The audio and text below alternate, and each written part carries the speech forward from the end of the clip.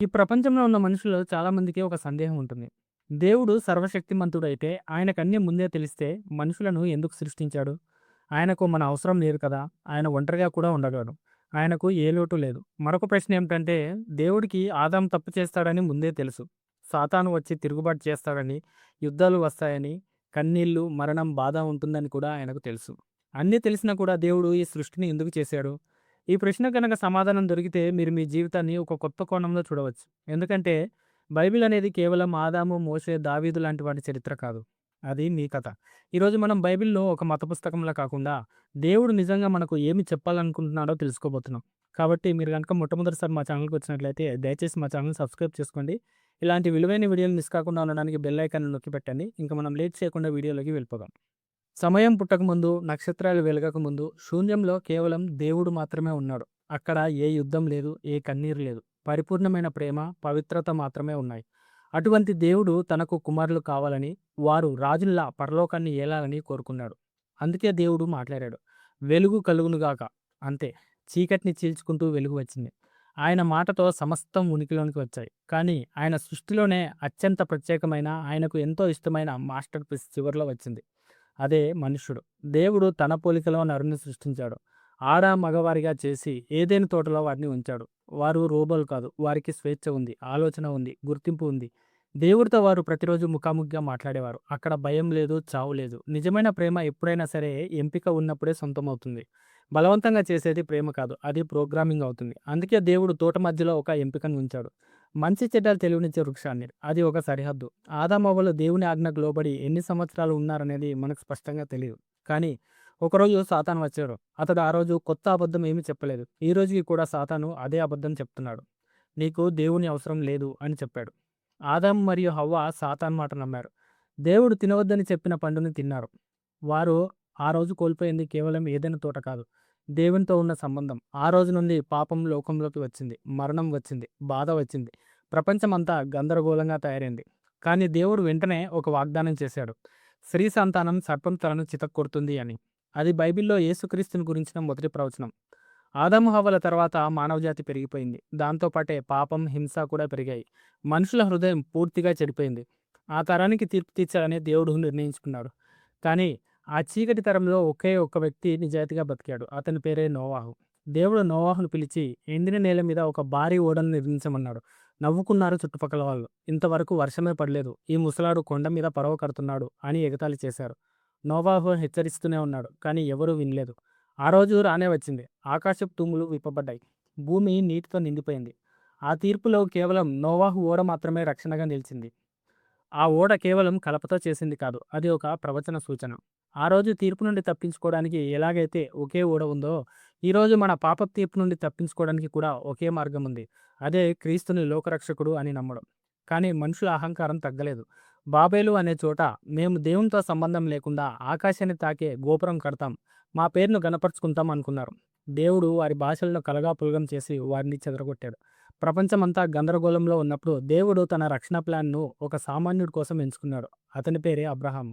అతనేమి perfect కాదు. విగ్రహారాధన చేసే కుటుంబం నుంచే వచ్చాడు. కానీ దేవుడు అతనితో నీ దేశాన్ని విడిచి నిన్ను గొప్ప జనంగా చేస్తాను. నువ్వు నీ ద్వారా భూలోక వంశాలన్నీ ఆశీర్వదించబడతాయి అని చెప్పాడు. అబ్రహాము దేవుడిని నమ్మి ముందుకు అడుగు వేశాడు. వృద్ధాప్యంలో అతనికి ఇస్సాకు పుట్టాడు. ఇస్సాకు కొడుకు యాకోబు. యాకోబు పేరును దేవుడు ఇశ్రాయేలుగా మార్చాడు. అతని 12 మంది కొడుకులే ఇశ్రాయేలు యొక్క 12 గోత్రాలయ్యారు. చిన్న కుటుంబం ఒక దేశంగా మారే ప్రయాణం మొదలైంది. ఆ తర్వాత యోసేపును అతని సోదరులు ఇష్మాయేలీయులకు అమ్మివేశారు. కానీ దేవుడు ఆ దుర్మార్గాన్ని కూడా ఒక మేలుగా మార్చాడు. ఇది ఒక గొప్ప ఆధ్యాత్మిక సత్యం. నీ జీవితంలో నువ్వు ఏ తప్పు చేయకపోయినా సరే నీకు అన్యాయం జరిగిందంటే అది దేవుని ప్రణాళికలో భాగం కావచ్చు. ఆ తర్వాత ఇశ్రాయేలీయులు ఐగుప్తు దేశంలో విస్తరించసాగారు. ఫరో ఇశ్రాయేలీయులను చూసి అసహించుకొని వారిని బానిసత్వం కింద ఉంచాడు. 1 సంవత్సరం కాదు, 2 సంవత్సరాలు కాదు. ఏకంగా 400 సంవత్సరాల బానిసత్వం. ఆ బాధలు భరించలేక ఇశ్రాయేలీయుల ప్రజలు దేవునికి మొరబెట్టారు. దేవా, ఇంకా ఎంతకాలం? దేవుడు వారి మొరను విని మోషేను పంపాడు. 10 రకాల తెగుళ్లతో ఐగుప్తీయులను బాధపెట్టాడు. చివరగా పస్కా, ఒక గొర్రెపిల్ల రక్తం. ఆ రక్తం ఉన్న ఇళ్లలోకి తీర్పు ప్రవేశించలేదు. అదే సందర్భాన్ని మనం ఆధ్యాత్మికంగా తీసుకుంటే వేల సంవత్సరాల తర్వాత మరొక గొర్రెపిల్ల వచ్చింది. ఆయనను గూర్చి బాప్తిసమిచ్చే యోహాను ఇలా అన్నాడు. ఈయనే లోక పాపాన్ని మోసుకొని పోయే దేవుని గొర్రెపిల్ల. ఆ గొర్రెపిల్ల ఎవరో కాదు, ఆయనే యేసుక్రీస్తు. ఆ తర్వాత కొన్ని వందల సంవత్సరాలకు మరొక దేవుని సేవకుడు లేచాడు. అరణ్యంలో 40 ఏళ్ల ప్రయాణం. తర్వాత యెహోషువ నాయకత్వంలో వారు వాగ్దాన దేశంలోకి ప్రవేశించారు. కొంతకాలం న్యాయాధిపతులు పరిపాలించారు. ఆ తర్వాత ప్రజలు మాకు వేరే దేశాల్లాగే మాకు కూడా రాజు కావాలి అన్నారు. మొదటి రాజైన సౌలు విఫలమయ్యాడు. ఆ తర్వాత దేవుడు ఒక గొర్రెల కాపరిని ఎన్నుకున్నాడు. అతనే దావీదు. దావీదు ఏం పర్ఫెక్ట్ కాదు. వ్యభిచారం చేశాడు, హత్య చేశాడు. కానీ అతనిలో ఒక ప్రత్యేకత ఉంది. అతను తప్పు తెలిసిన వెంటనే దేవుని పాదాల మీద పడి ఏడ్చాడు. దేవుడు దావీదుతో ఒక అద్భుతమైన నిబంధన చేశాడు. నీ వంశం నుండి ఒక రాజు వస్తాడు. ఆయన రాజ్యం యుగయుగాలు ఉంటుంది. దావీదు కొడుకు సొలొమోను దేవాలయాన్ని కట్టాడు. కానీ చివర్లో అతను కూడా తప్పుదారి పట్టాడు. ఫలితంగా ఇశ్రాయేలు రాజ్యం రెండుగా చీలిపోయింది. రాజులు, ప్రజలు దేవుడిని మర్చిపోయి విగ్రహాల వెనుక పడ్డారు. దేవుడు వారిని హెచ్చరించడానికి తన ప్రవక్తను పంపాడు.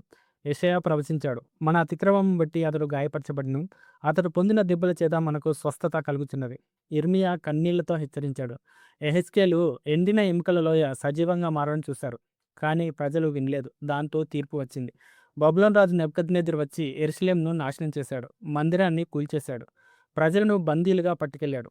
బబులోను నదుల ఒడ్డున ఇశ్రాయేలు ప్రజలు కూర్చొని ఏడవసాగారు. 70 ఏళ్ల తర్వాత వారు మళ్ళీ తిరిగి వచ్చి మందిరాన్ని కట్టారు. కానీ పాత వైభవం లేదు. ఆ తర్వాత ఆకాశం నిశ్శబ్దం అయిపోయింది. 400 సంవత్సరాలు ఏ ప్రవక్త లేడు, ఏ దేవుని వాక్యం లేదు.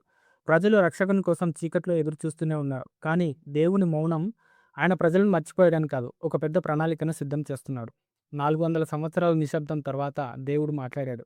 ఈసారి ఒక ప్రవక్త ద్వారా కాదు, నేరుగా తానే భూమి మీదకి వచ్చాడు. బెత్లెహేము అనే ఒక చిన్న గ్రామంలో పశువుల తొట్టెలో యేసుక్రీస్తు జన్మించాడు. విశ్వాన్ని సృష్టించిన దేవుడు ఒక సాధారణ మనుషుడిగా మారాడు. ఆయనకు 30 ఏళ్ళు వచ్చినప్పుడు పరిచర్య ప్రారంభించాడు. ఆయన శాస్త్రులాగా బోధించలేదు. నేనే మార్గంను, సత్యంను, జీవంను అని చెప్పాడు. రోగులను స్వస్థపరిచాడు. పాపులను క్షమించాడు. సమాజం వెలివేసిన వారిని చేరదీశాడు. కానీ మతనాయకులు ఆయనను తట్టుకోలేకపోయారు. ఆయన రోమన్ సామ్రాజ్యాన్ని పడగొట్టడానికి రాలేదు. సాతాను సామ్రాజ్యాన్ని ముక్కలు చేయడానికి వచ్చాడు. ఆ యుద్ధం కల్వరి కొండ మీద జరిగింది. ఆయనను సొంత శిష్యుడే ముద్దుతో అప్పగించాడు. అన్యాయంగా తీర్పు తీర్చారు. ముళ్ళ కిరీటం పెట్టారు. కొరడాలతో కొట్టారు. గొల్గొతా కొండపై సిలువ వేసి చంపారు. బాహ్యంగా చూస్తే అది ఒక నేరస్తుడి మరణంలా కనిపిస్తుంది. కానీ ఆత్మీయ ప్రపంచంలో అక్కడ ఒక అద్భుతం జరుగుతుంది. మీ జీవితంలో, నా జీవితంలో మనం చేసిన ప్రతి ఒక్క అబద్ధం, ప్రతి వ్యభిచారం, హత్య, గర్వం, ప్రతి పాపానికి దేవుడు తీర్చాల్సిన ఉగ్రతను ఆ శిలువపై యేసు తన మీద వేసుకున్నాడు. ఆయన అప్పుడు ఒక కేక వేశాడు. నా దేవా, నా దేవా, నన్నెందుకు చెయ్యి విడిచితివి? ఆ క్షణంలో మన కోసం దేవుడు యేసుక్రీస్తుని విడిచిపెట్టాడు. ఆ తర్వాత ఆయన సమాప్తమైనది అని చెప్పి ప్రాణం విడిచాడు. మందిరంలోని తెర పైనుంచి కిందికి చినిగిపోయింది. అంటే దేవుని దగ్గరికి వెళ్ళే వారందరికీ మార్గం తెరిచివేయబడింది. మూడవ రోజు తెల్లవారుజామున భూకంపం వచ్చింది. సమాధి తెరవబడింది. యేసు మరణాన్ని గెలిచి తిరిగి లేచాడు. చనిపోయి బ్రతికిన వారు చాలామంది ఉన్నారు. కానీ మరణాన్ని శాశ్వతంగా ఓడించింది మాత్రం కేవలం యేసుక్రీస్తు మాత్రమే. ఆయన లేవడం ద్వారా మనకు నిరీక్షణ దొరికింది. పునరుత్థానం అంటే ఈ లోకంలో చనిపోయిన తర్వాత మరో లోకంలో బ్రతుకు ఉందని, ఇంకో లోకం కూడా ఉందని యేసుక్రీస్తు తిరిగి వచ్చి మనకందరికీ చెప్పాడు. ఇక చివరగా ప్రకటన గ్రంథం. ఇది చాలామంది భయపెట్టడానికి అనుకుంటారు. కానీ చాలామందికి అర్థం కాని విషయం ఏమిటంటే, ప్రకటన గ్రంథం రూపకాలంకారంగా రాయబడింది. యుద్ధాలు ఉంటాయి, పరీక్షలు ఉంటాయి. కానీ చివరికి యేసుక్రీస్తు తిరిగి వస్తాడు. క్రొత్త ఆకాశం, క్రొత్త భూమి. దేవుడు ప్రతివారి కన్నీరు తుడుస్తాడు. ఆ పరలోకంలో మరణం ఉండదు, బాధ ఉండదు, రాత్రి ఉండదు. ఎందుకంటే అక్కడ దేవుడే వెలుగు. ఇప్పుడు నా ప్రశ్న ఏమిటంటే, ఈ కథలో మీరెక్కడ ఉన్నారు? దేవుడు ఈ స్క్రిప్ట్ అంతా రాసింది కేవలం ఇశ్రాయేలీల కోసం కాదు, మీకోసం. బైబిల్‌లో మొదటి నుంచి చివరి వరకు ప్రతి దశలో మనిషి తిరుగుబాటు చేస్తున్నా సరే, దేవుణ్ణి పట్టించుకోకుండా వాళ్ళ సొంత పాపాల్లో పడి దేవునికి దూరంగా బ్రతుకుతున్నా సరే, దేవుడు ఎక్కడ కూడా మనుషులను విడిచిపెట్టలేదు. తన రక్షణ ప్రణాళికలో భాగంగా, తన ప్రేమలో భాగంగా బైబిల్ అంతా మన కోసమే వ్రాయించాడు. చివరికి తనే ఈ లోకానికి వచ్చి మన కోసం సిలువ ఎక్కి రక్తం చిందించాడు. కాబట్టి ఇక నుంచైనా మనం పాపం చేస్తామని తెలిసిన దేవుడు మనల్ని ఎందుకు చేశాడు అని పిచ్చి ప్రశ్నలు వేయకుండా, దేవుడు మనల్ని రాజులా చూడాలని కోరుకుంటున్నాడని తెలుసుకున్నారు కాబట్టి ఇక నుంచైనా సరే పాపం గురించి ఆలోచించకుండా దేవునికి ఎలా చేరువ కావాలో ఆలోచించుకోండి. ఈ వీడియో కేవలం మీరు చూసి వదిలేసే ఇంకొక యూట్యూబ్ వీడియో కావచ్చు, లేదా మీ జీవితాన్ని మార్చే ఒక టర్నింగ్ పాయింట్ కూడా కావచ్చు. ఆ ఆలోచన మీ చేతికే వదిలేస్తున్నాను. మీరు ఇప్పటివరకు దేవునికి దూరంగా బతుకుతూ ఉండవచ్చు. ఈ లోకంలో ఎలా సంతోషంగా బతకాలి అనే ఆలోచిస్తూ ఉండవచ్చు. కానీ గుర్తుంచుకోండి, ఒకరోజు యేసుక్రీస్తులా మీరు కూడా తిరిగి లేచి పరలోకానికి వెళ్తారా? లేక అందరిలా కనిపించకుండా పాతాళంలోకి వెళ్ళిపోతారా? నిర్ణయం మీకే వదిలేస్తున్నాను. ఈరోజు యేసుక్రీస్తు మిమ్మల్ని పిలుస్తున్నాడు. మీరు ఉన్న చోటే మీ గుండె మీద చేయి వేసుకొని మీ సొంత మాటలతో దేవునితో మాట్లాడండి. ఆయన మీ ప్రార్థన వింటాడు. ఎందుకంటే బైబిల్ ఇంత పెద్దగా, ఇంత విస్తృతంగా రాయబడింది ఎవరి గురించో చెప్పడానికి కాదు. నీ గురించి, ఆయన నీ గురించి ఏమనుకుంటున్నాడో, ఆయన ప్రేమను ఎలా వ్యక్తపరిచారో చెప్పడానికి. ఈ వీడియో కనుక మిమ్మల్ని కదిలించుంటే దయచేసి మా ఛానల్ సబ్స్క్రైబ్ చేసుకోండి. ఒక లైక్ చేయండి, షేర్ చేయండి, కామెంట్ చేయండి. అలాగే ఇలాంటి మరిన్ని మంచి వీడియోల కోసం బెల్ ఐకాన్‌ను నొక్కిపెట్టండి.